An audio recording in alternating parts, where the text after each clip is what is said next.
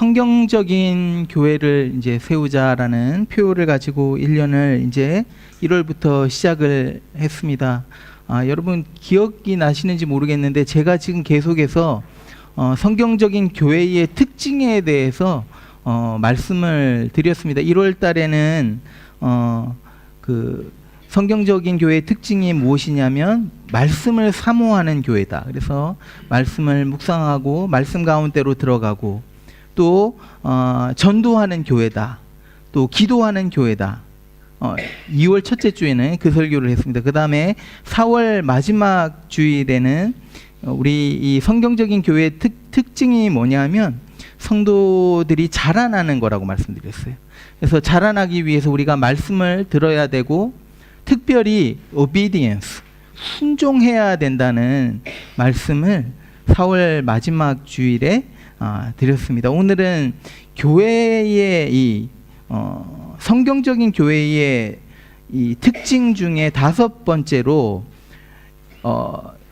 성경적인 교회의 특징이 뭐냐면 5번째로 헌금, 거룩한 헌금을 드리는 공동체다라고 좀 말씀을 드리면서 오늘은 이 헌금에 대해서 여러분들과 조금 생각을 하려고 합니다. 제가 목회를 이제 시작하면서 어떤 분이 저에게 이런 말을 합니다.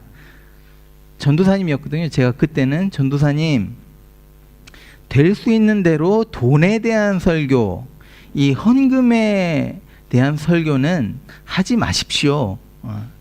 그래서 개척하는 입장에서 교인들이 이제 껄끄러워하는 내용들을 이렇게 민감해하는 내용들을 목사님 말씀하지 말고 목사는 좀 돈에서도 좀 초월해야 되지 않느냐. 그러면서 성경이 그냥 말씀하고 있는 것만 가리키면 좋겠다라는 말씀을 하시는 게 이분이 목사님이었습니다. 근데 여러분 성경이 돈에 대해서 얼마나 많이 말씀하고 있는지 아세요? 어떤 학자가 이제 연구를 했어요. 그래서 성경 안에서 돈에 대한 구절, 이 헌금에 대한 구절을 쭉 찾아보니까 몇 구절이나 되느냐 하면요, 2300구절이 넘는다고 합니다. 그래서 제가 이제 계산을 해봤어요. 2300구절을 가지고 제가 매주일마다 한 절씩 가지고 이제 설교를 하게 되면 얼마나 걸릴까를 계산을 해보니까 44년이 조금 지나야지만 이 모든 것들을 설교할 수 있다는 이제 결과가 나온 거예요. 여러분, 하나님은요 돈에 대해서 우리에게 말씀하기를 원하십니다. 그렇기 때문에 목사인 저도 여러분 앞에서 이거에 대해서 말씀드리지 않을 수가 없습니다. 그래서 들으시면서 혹시나 시험에 들지 마시고요. 하나님의 말씀이니까 내 자신을 돌아보시고, 여러분 우리가 사실은 얼마나 풍요롭게 사는지 모릅니다. 우리에게 깨끗한 clean water가 있고, we have clean water, something to eat, 먹을 것이 있고 입을 것이 있고 거주할 어떤 공간이 있고 roof over our heads. 병이 걸렸을 때 we can take medicine, we have access to medicine.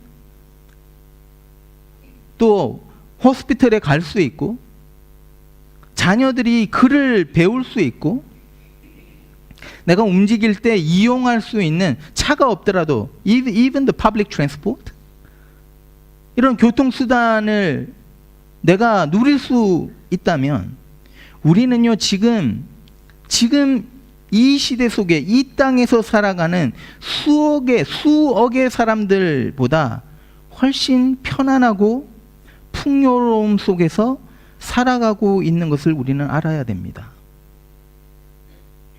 그렇다고 여러분 잘 사는 것이 잘못된 것이 아니죠. 돈이 많은 것, 부자로 살아가는 것이 죄라고 성경에서 말한 적이 없습니다. 그런데 뭐냐면 이 마음이 문제라는 거죠.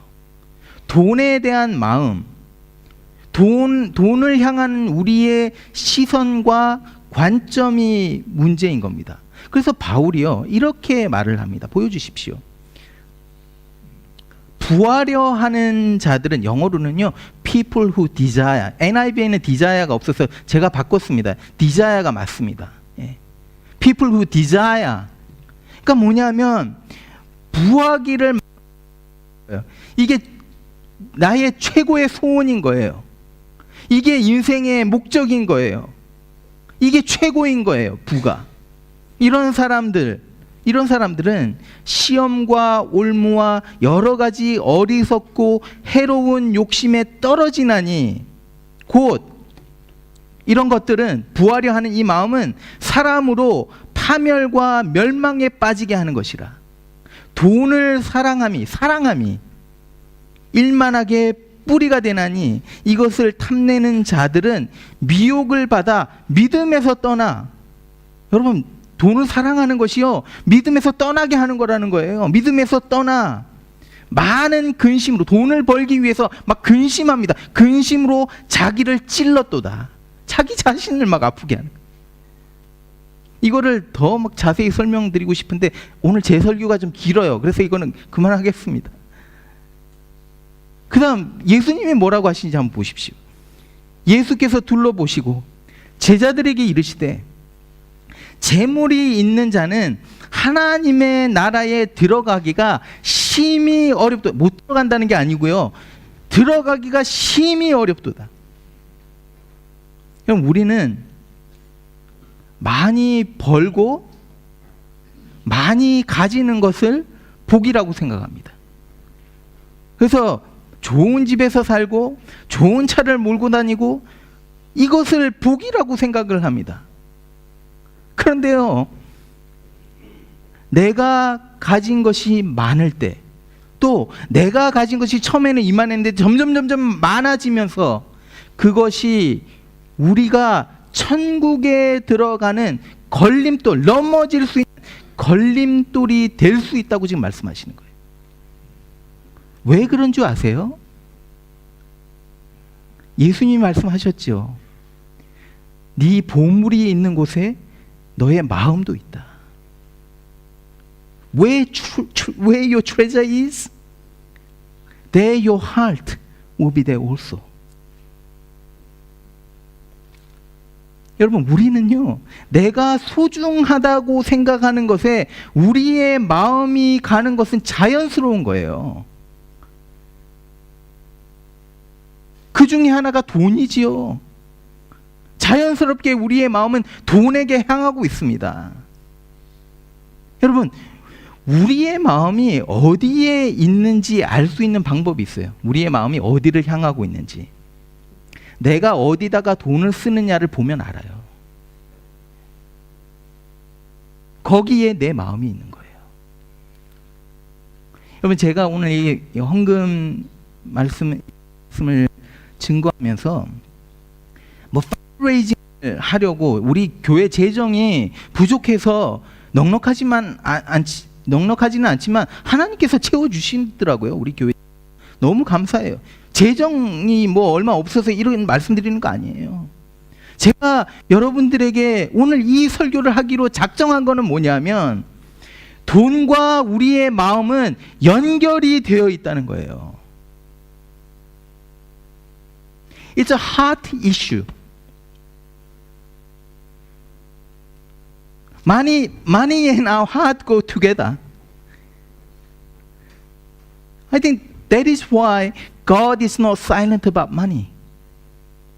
저는요, 여러분들을 목회하는 목회자로서 여러분들의 마음에 관심이 어디로 가요? 여러분들의 마음이 어떤지 보기를 원하는 거예요.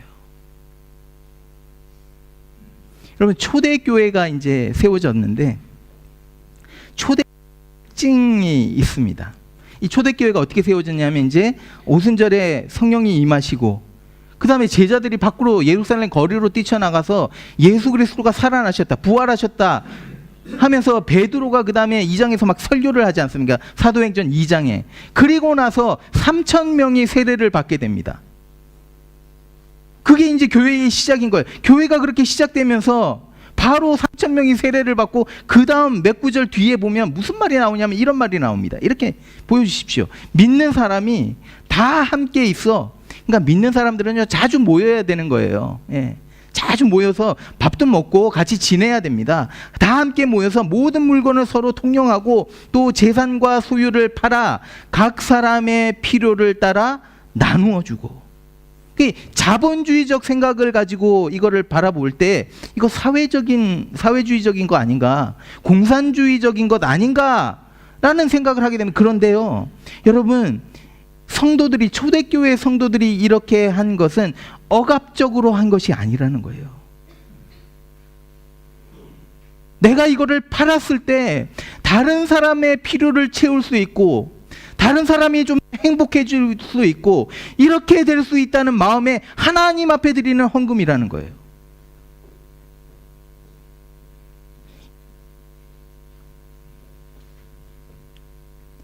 기쁨으로 한 겁니다.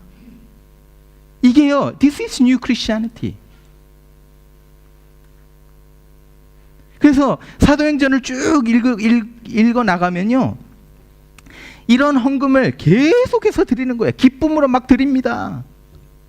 사도행전 나중에 가서 보십시오. 4장 32절부터 35절 쭉 보면요, 교인들이 사도들 앞에 막 가져오는 거예요, 헌금을. 이 헌금을 이용해서 사도들은 또 가난한 자들을 돕고 사역들을 합니다. 그래서 오늘 왜 우리가 헌금을 드려야 하는지, Why do we need to give? Why do we give? 이거를 오늘 본문에서요 좀 찾아보려고 합니다. 오늘 본문으로 한번 들어가 보시죠. 이렇게 말합니다.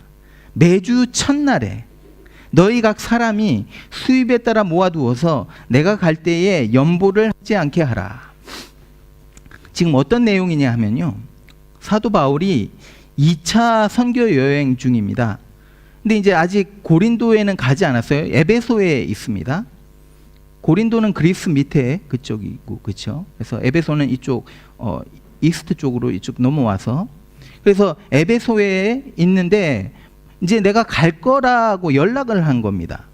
내가 갈 텐데 내가 이제 도착하면 성도들이 모은 이 헌금을 내가 갖고 가든지 누구를 시켜서 이제 예루살렘 교회로 가져가게 하겠다라는 겁니다.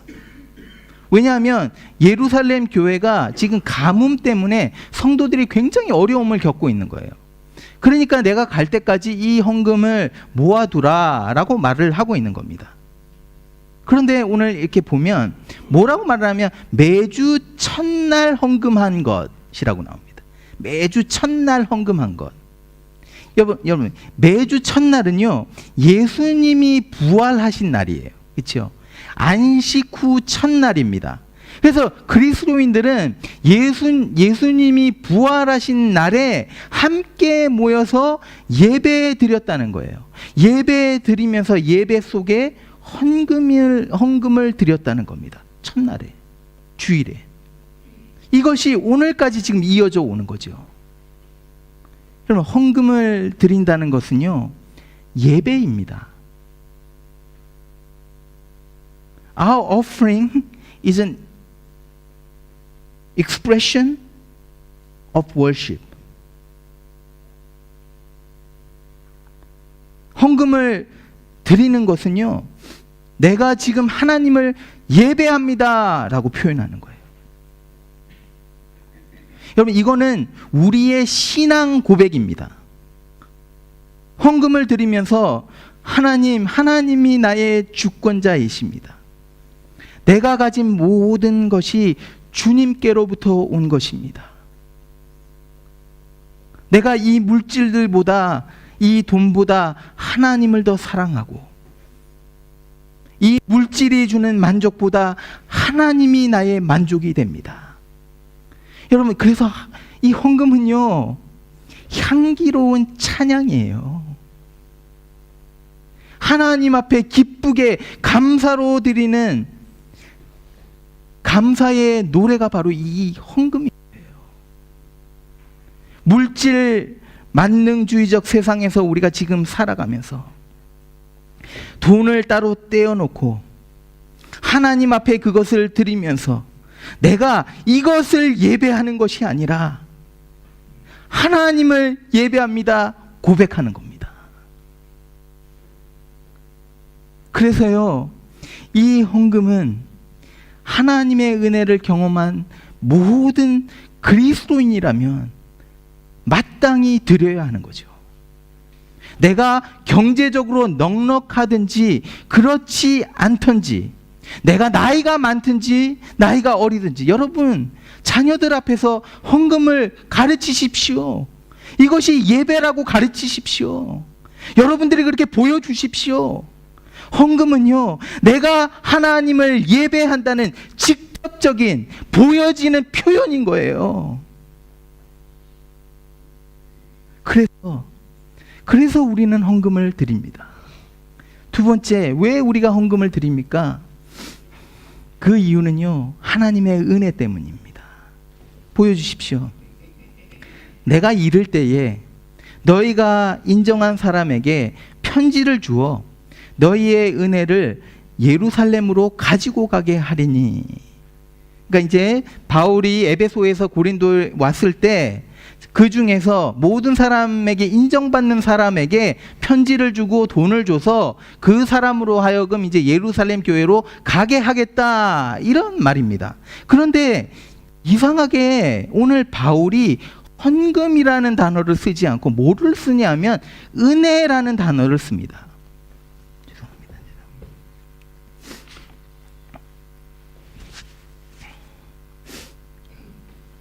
무슨 말이냐면요, 이 헌금은 하나님의 은혜와 연결이 되어 있다는 거예요.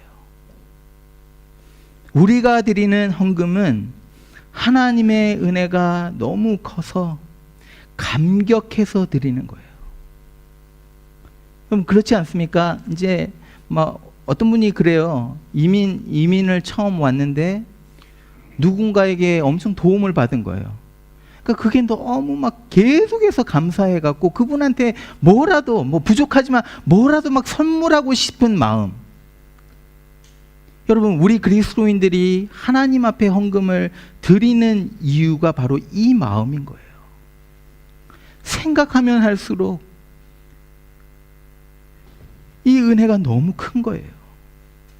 하나하나 살펴보면 한순간 한순간 내가 바라보고 기억하고 돌아볼 때마다 하나님이 나에게 부어주신 이 은혜를 생각하면 가슴이 벅찬 거예요. 이 은혜가 얼마나 큰지 내 심장이 막 박동치는 거예요. 너무 감사해서. 그래서 뭐라도, 내게 있는 건 아무것도 아니지만 이거 뭐라도 드리고 싶은 심정으로 하나님 앞에 드리는 거예요. 억지로 의무적으로 드리는 것이 아니라 내가 받은 은혜가 너무 크고 커서 마음으로부터 deep in my heart, 거기서부터 나오는 gratitude를 하나님 앞에 감사로 드리는 겁니다. 여러분, 헌금하는 것이요, 내가 왜 헌금해야 돼? 내가 복받기 위해서가 아닙니다. 성경 어디에도요, 헌금을 해야만 하나님이 너에게 복 주신다 말한 적이 없습니다. 이미 복을 주셨어요. 이미 은혜를 주셨어요. 그렇기 때문에 그것에 감당하지 못해서 여러분, 우리는 헌금하는 겁니다. 영원히 죽을 수밖에 없는 죄인을 구원하시고 그뿐만이 아니라 자녀를 삼아주시고 하나님의 백성이 되게 하셨어. 이 은혜, 하나님의 은혜. 내가 뭔데 이렇게까지 하나님이 사랑하시지, 이렇게까지 죽기까지 나를 사랑하시지, 그 은혜에 감격해서 드리는 것이 It's our offering to Him. 여러분, 그뿐만이 아닙니다. 여기에 비밀이 하나 더 있습니다. 그건 뭐냐면요, 하나님께서 우리에게 은혜를 주셨기 때문에 여러분, 우리가 헌금을 할 때 이게 은혜가 되는 거예요. 은혜로 우리는 헌금을 합니다. 그러면 이 헌금이 모아졌을 때 여러분 어떻게 되는 줄 아세요? 놀라운 일이 일어납니다. 나에게 주신 이 은혜가 다른 사람에게도 가는 거예요. 오늘 본문에서 누가 결국 은혜를 입게 됩니까? 예루살렘 교회 성도들이 이 은혜를 받게 되는 거예요. 고린도 교회 성도들이 받았던 은혜를 다시 하나님 앞에 그 은혜를 바쳐드렸는데 그 은혜가 예루살렘 교회까지 가게 되는 거예요. 그래서 힘들던 사람들이 위로를 받습니다. 여러분, 헌금은요, 하나님이 주신 은혜가 흘러가는 겁니다. 다른 사람에게도 은혜로 흘러가는 거, 이것이 헌금인 거예요. 그러면 실제적인 것들 몇 가지 살펴보겠습니다. 우리가 헌금을 어디에 드려야 됩니까? 초대교회 성도들은 이제 교회에다가 헌금을 가져다 드렸습니다. 4장에 보시면 사도들의 발 아래에 자기의 헌금을 가지고 나왔다라고 말을 합니다. 무슨 말이냐 하면 매주 첫날, 자, 주일에, 지금 말하면 주일에 공동체로 모였을 때 예배 드릴 때마다 매 주일마다 헌금을 드렸다는 거예요. 교회에다가 드렸다는 거예요. 여러분, 우리가 물론 필요한 곳에 여기에 꼭 쓰여져, 내가 거기에 조금 헌금을 하고 싶다라는 마음이 있어서 할 수 있습니다. 네. 개인적으로 또 뭐 어떤 누구를 만났는데 너무 힘들어요, 이분이 삶이. 그래서 그분을 위해서 헌금을 할 수 있습니다, 개인적으로. 그런데 성경에서 말하는 것은요, 우리의 헌금은 우리가 속해 있는 교회에 드리는 것이 먼저 프라이머리라는 거예요. 내가 속해 있는 교회에 헌금을 드리고 또 다른 성도들도 같이 헌금을 드리고 그 교회 안에서 이것이 합해져서 복음의 사역들이 감당되게 하는 것이 성경이 보여주는 모델이라는 거예요. 그래서 성도들이 교회를 중심으로 함께 힘을 모아서 드릴 때 같이 비전을 꿈꾸게 되는 겁니다. 꿈을 꾸게 되는 거예요. 나 혼자서 움직일 때는 이게 우리가 큰 일을 할 수 없지만 교회를 통해서, 한 공동체를 통해서 일하게 될 때 하나님께서 하시는 놀라운 일을 우리가 경험하게 된다는 겁니다. 어떤 분은요, 제가 이제 만난 분 중에 이런 분이 있었어요. 교회를 다니고 섬기는 교회가 있었어요. 그런데 11조를 모은다는 겁니다. 그래서 제가 물어봤습니다. 아니, 왜 11조를 교회에 드리면 되지 왜 모으십니까? 물었더니 이분이 하는 말이 뭐 교회의 그 방향성이 뭐 어쩌고 저쩌고 자기 마음에 들지 않는다는 거예요. 그래서 이거를 모아서 좋은 일에 쓰려고 한다라는 거예요. 11조의 개념이 전혀 없는 사람입니다. 11조는 하나님 겁니다. 자기 것도 아닌데 자기 마음대로 뭐 해갖고 쓴다고? 이런 건방진 생각이 어디 있습니까? 이런 마음을 가지고 있으면 그 교회 멤버 아니지요. 떠나야지요. 또 다른 교회 가봤자 똑같은 일이 일어날 겁니다. 그 마인드셋을 가지고는 자기 마음대로 사용하려고 하겠죠. 자기 것이냐. 나중에 11조에 대해서 조금 더 말씀드리겠습니다. 여러분, 성경의 모델은요, 성도들이 함께 헌금을 드리고 성도들이 같이 의논해서 여러 가지 사역을 감당할 때 거기에 연합이 일어나는 겁니다. 하나님의 뜻을 그렇게 이루어가는 겁니다. 하나님은요, 한 개인이 자기 생각에 옳은 대로 아이솔레이트 돼가지고 그렇게 신앙생활을 하는 것을 원하지 않아요.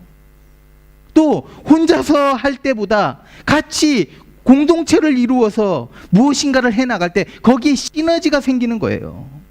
혼자서 할 수 없는 일을, 그 큰 일을, 더 큰 일을 공동체를 통해서 하신다는 거예요. 하나님은 여러분 교회를 통해서 일하십니다. 그래서요, 여러분, 선교사를 후원할 때도 물론 개인적으로 할 수 있어요.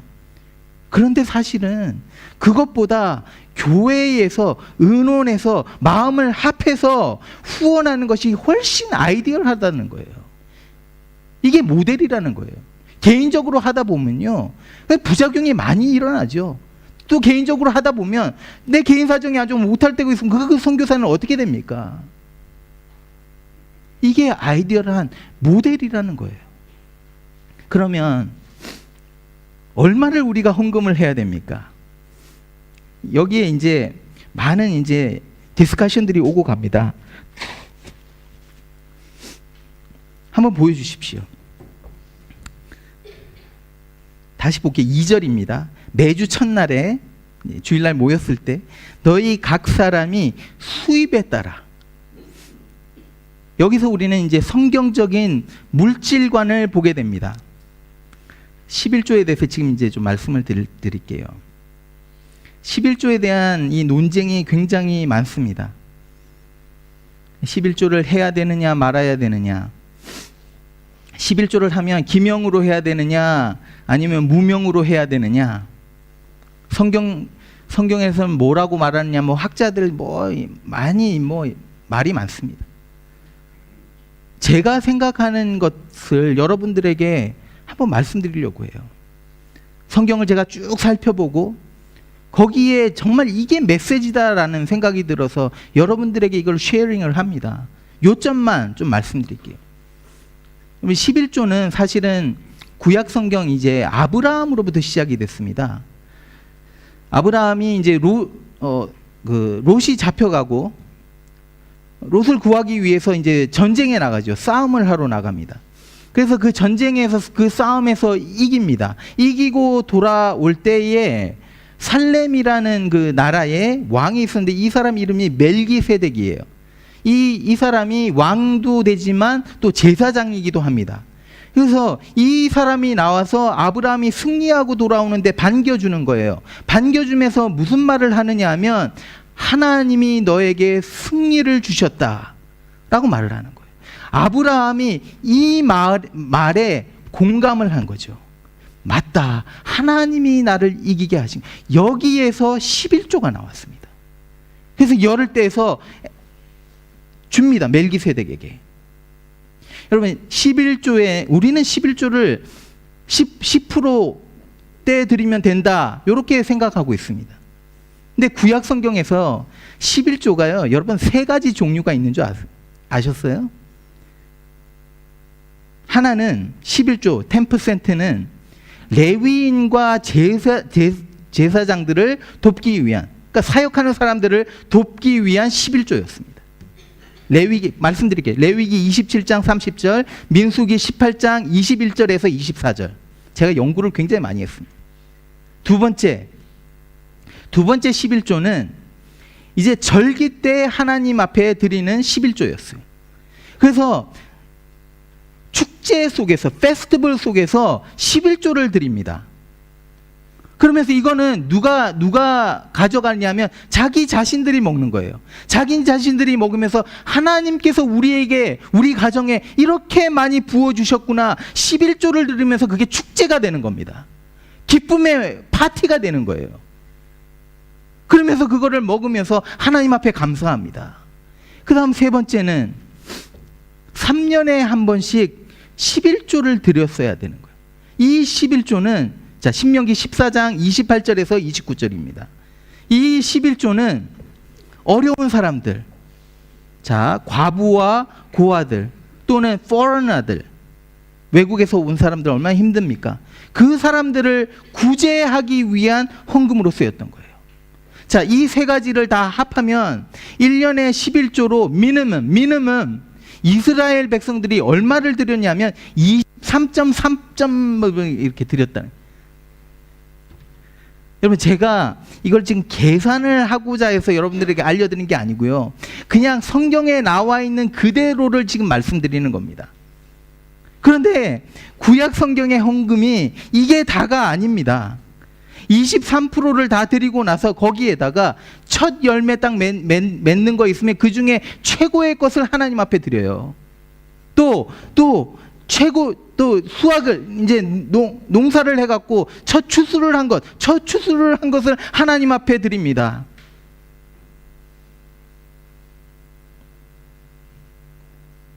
또 자원하는 이 free offering 헌금도 있었어요. 그래서 이 free offering은 어떤 거였냐면요, 출애굽기 36장을 보게 이제 성막 그 안에 있는 기구를 이제 마련해야 되기 때문에 모세가 우리 이제 이런 거 좀 헌금을 하자 했더니 이스라엘 백성들이요 너무 많이 가져오는 거예요. 헌금을 막 너무 많이 가져와 갖고 이게 넘치는 거예요. 그래서 모세가 서갖고 더 이상 가져오면 안 돼. 가져오지 마라. 이 프리 오프링입니다.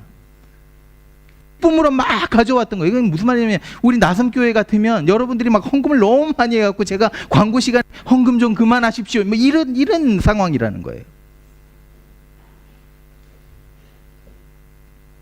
여러분 구약 성경에서 헌금을 말할 때 시작이 23%고요. And then there was no ceiling.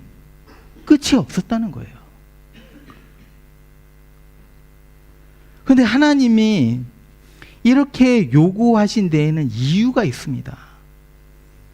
뭐냐면 이 모든 것 중에 하나님을 최우선으로 놓으라는 거예요. 여러분 제일 하나님 앞에 드리고 첫 수확도 하나님 앞에 드리고 10분의 1을 먼저 하나님 앞에 드리고 뭡니까? 삶이 하나님 중심으로 막 움직였다는 거예요. 모든 것이 하나님 것이고 하나님이 주셨구나 고백하는 거예요. 그리고 이렇게 드릴 때마다 축제가 됩니다. 기쁨이 되는 거예요. 파티가 열립니다. 억지로 마지 못해서 드리는 것이 아니라 헌금을 드릴 수 있도록 이렇게 나에게 부어주신 하나님의 은혜에 감사해서 찬양과 기쁨과 이런 축제가 일어난 겁니다. 그러면 신약 성경은 좀 다릅니까? 어떤 분들이 이렇게 주장을 합니다. 신약 성경에서 예수님이 11조에 대해서 말한 데가 없다는 거예요. 11조를 하라고 말한 적이 없대요. 근데 사실은 잘 모르는 말이죠. 네. 보여주십시오. 이런 말이 있습니다. 화 있을진저 너희 바리새인이여 너희가 박하와 운향과 모든 채소에 11조는 드리되 공의와 하나님께 대한 사랑은 버리도다. 그 다음이 중요합니다. 그러나 이것도 행하고 저것도 버리지 말아야 할지니라.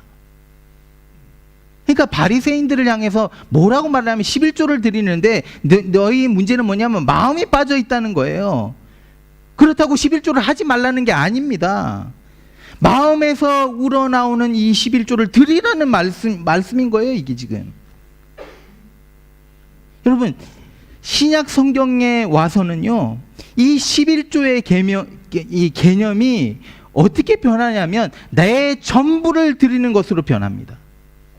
그래서 누가복음 12장 33절을 보면 네 소유를 팔아서 구제하라. 부자 청년이 왔을 때 뭐라고 하십니까? 네가 나를 따르려거든 가서 네가 가지고 있는 거 다 팔아서 가난한 사람들에게 주고 그리고 와서 나를 따르라. 삭개오는요 예수님을 만난 다음에 자신의 재산의 반을 잘라서 나누어 줍니다. 생전 초대교회의 모습 마찬가지죠. 자신의 것을 팔아서 남의 유익을 위해서 씁니다. 그래서 구약 성경에서 신약 성경으로 넘어오면요 더 많이 드렸다는 거예요. 구약 성경에서는 이만큼 드렸으면 신약에 와서는 드렸다는 거예요. 그래서 이게 제가 이해가 되는 게 왜 그럴까? 이해가 되는 게 구약에서는 구약 시대 사람들은 하나님의 은혜, 이 예수 그리스도의 십자가를 보지를 못했지 않습니까? 그러니까 그 정도밖에 드릴 수 없었던 거죠. 그런데 신약에 와서는 보십시오. 예수 그리스도가 어떻게 죽으셨고 이 은혜가 얼마나 큰지를 보여주셨잖아요. 체험했습니까? 그러니까 다 드릴 수밖에 없는 거죠. 여러분, 이게 바로 11조의 정신입니다. 여러분, 오늘부터 기쁨으로 11조를 드리십시오. 11조는 신앙이 좋은 사람이 하는 것이다. 언제부터 이런 생각이 들었는지 모르겠어요.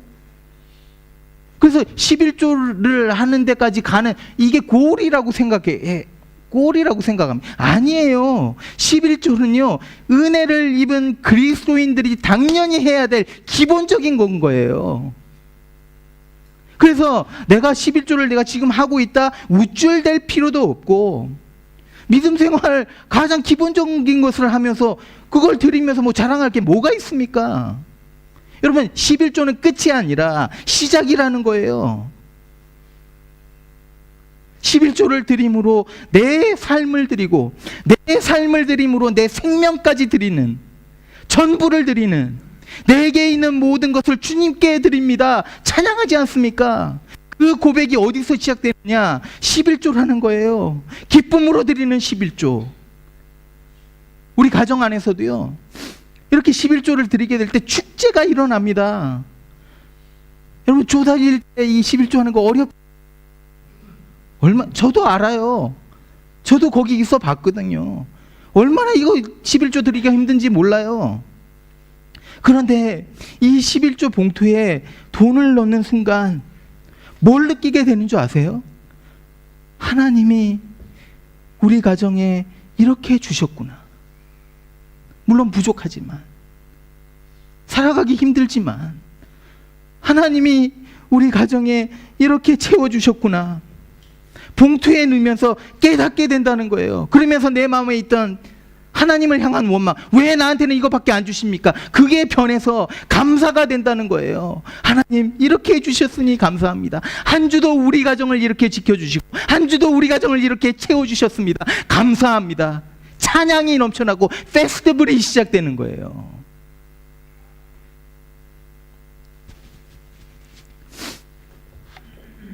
그러면 기명으로 해야 됩니까? 무명으로 해야 됩니까? 여기에 대해서는 성경에서 말하는 것이 없습니다. 그래서 여러분의 마음에 좋은 대로 하십시오. 하나님과의 관계니까. 그런데 우리 믿음의 조상들은, 우리 믿음의 선배들은 기명으로 이름을 밝혀서 했습니다. 아브라함이 자기의 이름을 밝혀서 11조를 드렸습니다. 야곱이 자기의 이름을 밝혀서 11조를 드렸습니다. 여러분들 사정 때문에 무명으로 드릴 수 있어요. 충분히 드릴 수 있어요. 괜찮습니다. 하나님과 여러분들의 관계이기 때문에 괜찮습니다. 그런데 교회의 지도자들은 모든 성도 앞에 본이 되어야 되고 accountable 해야 되기 때문에 기명으로 11조를 드려야 합니다. 그래서 우리 교회가 처음부터 세운 기준, 이제 안수 집사와 장로가 세워져야 되고, 여러분, 안수 집사와 이 장로가 세워지는 것은요, 교회가 세워지는 겁니다. 지금 우리는 불완전한 교회입니다. 목사 혼자이기 때문에. 안수 집사와 장로까지 세워져야 됩니다. 그래야지 온전한 교회로 이렇게 세워져 가는 거예요. 그래서 이런 분들을 세우기 위해서 우리는 처음부터 어떤 기준으로 잡았냐 하면 11조를 기명으로 드리는 분들 중에 세워져야 된다는 것을 기준으로 세웠습니다. 이것만 보는 건 아니죠. 물론 모든 것에 어떤 믿음의 본을 보이는 분들이 세워져야 됩니다. 이런 분들이 세워진 건 교회에 너무 중요한 거기 때문에 여러분, 이거를 밝히지 않을 수가 없습니다. 여러분, 이것이 그리스도인의 기본인 거예요. 기본.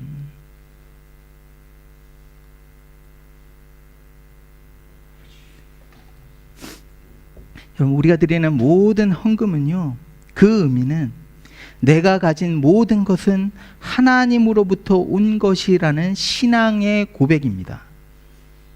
이것이 내가 가진 모든 것이 하나님으로부터 왔다. 이것이 그리스도인들이 가지는 물질관입니다.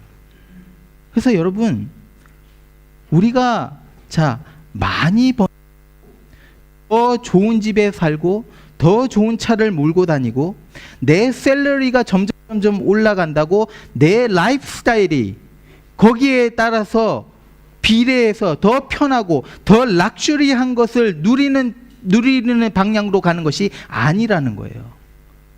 그리스도의 물질관은 내가 지금 충분히 살아갈 수 있는데 하나님께서 더 주신다면 그 더 주시는 것은 하나님의 나라를 위해서 사용하고 정말 힘든 사람들을 위해서 사용되어지고, 이것이 그리스도인들의 물질관입니다, 여러분.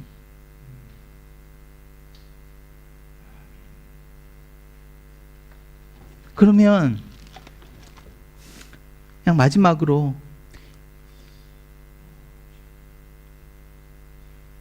여러분, 이렇게 우리가 헌금을 드릴 때 세 가지 일이 일어날 것을 제가 약속을 드립니다.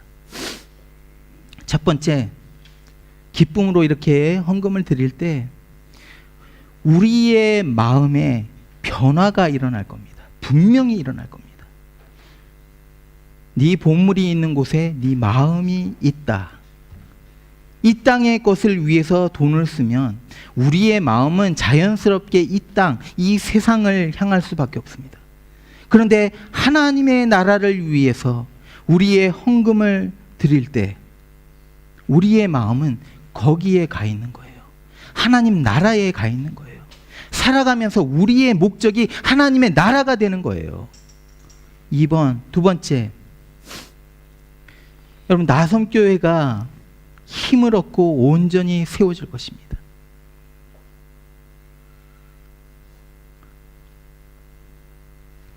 몇 주 전에 저희가 기독교 학교를 세우기 위해서 텀 데포짓을 만들어서 벌써 몇 분들이 이렇게 헌금을 하셨어요. 그래갖고 저희가 만불을 이 어카운트에다 넣습니다.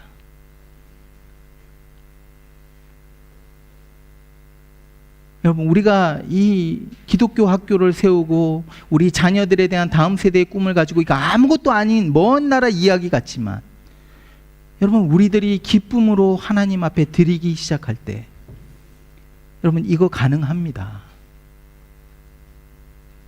그래서 우리는 그렇게 바라보면서 우리 집사님들 그렇게 바라보면서 우리 지금 나가고 있는 겁니다.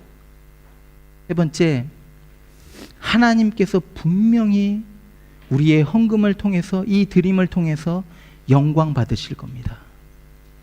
여러분, 우리 나섬교회가 정말 이런 멋진 교회로 세워지게 되기를 축원드립니다.